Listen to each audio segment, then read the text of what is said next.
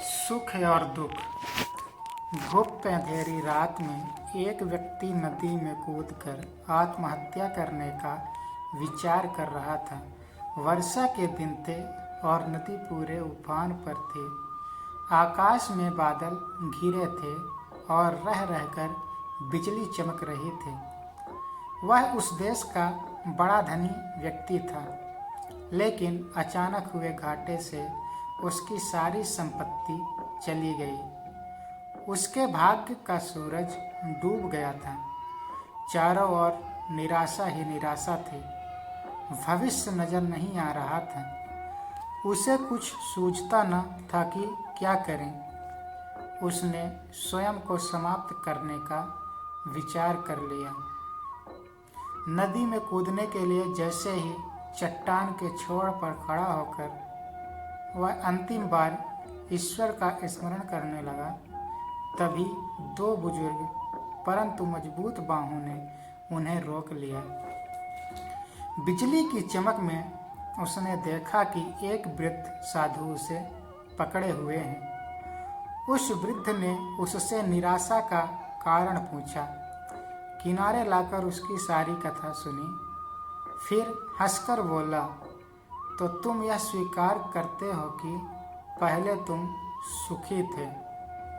सेठ बोला, हाँ, मेरे भाग्य का सूर्य पूरे प्रकाश से चमक रहा था। शब्द और मान सम्मान संपदा थी।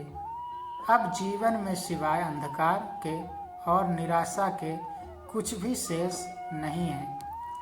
वृद्ध फिर हंसा और बोला, दिन के बाद रात्रि है और रात्रि के बाद दिन। जब दिन नहीं टिकता तो रात्रि भी कैसे टिकेगी? परिवर्तन प्रकृति का नियम है। ठीक से सुनो और समझ लो। जब तुम्हारे अच्छे दिन हमेशा के लिए नहीं रहे तो बुरे दिन भी नहीं रहेंगे। जो इस सत्य को जान लेता है वह सुख में सुखी नहीं होता और दुख में दुखी नहीं होता है। उसका जीवन उस अड़िग चट्टान की भांति हो जाता है जो वर्षा और धूप में समान ही बनी रहती है। जो सुख और दुख को जो समभाव से ले, समझ ले कि उसने स्वयं को जान लिया है।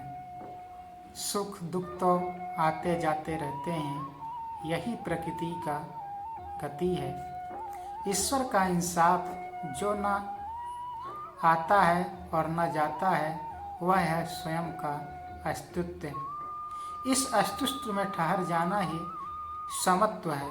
सोचो, यदि किसी ने जीवन में एक जैसा ही भाव देखा, हमेशा सुख का ही, जिस चीज की आवश्यकता हुई उससे पहले वह मिल गई, तो क्या वह कुछ उपहार पाने की खुशी का अनुभव कैसे कर सकता है?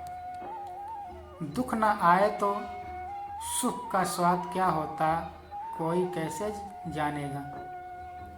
जो इस शाश्वत नियम को जान लेता है उसका जीवन बंधनों से मुक्त हो जाता है। बोलो जय जय श्री राधे, जय श्री कृष्णा, सियावर रामचंद्र की जय, उमापति महादेव की जय। ऐसे ही कहानी के लिए चैनल को सब्सक्राइब करें, लाइक करें, शेयर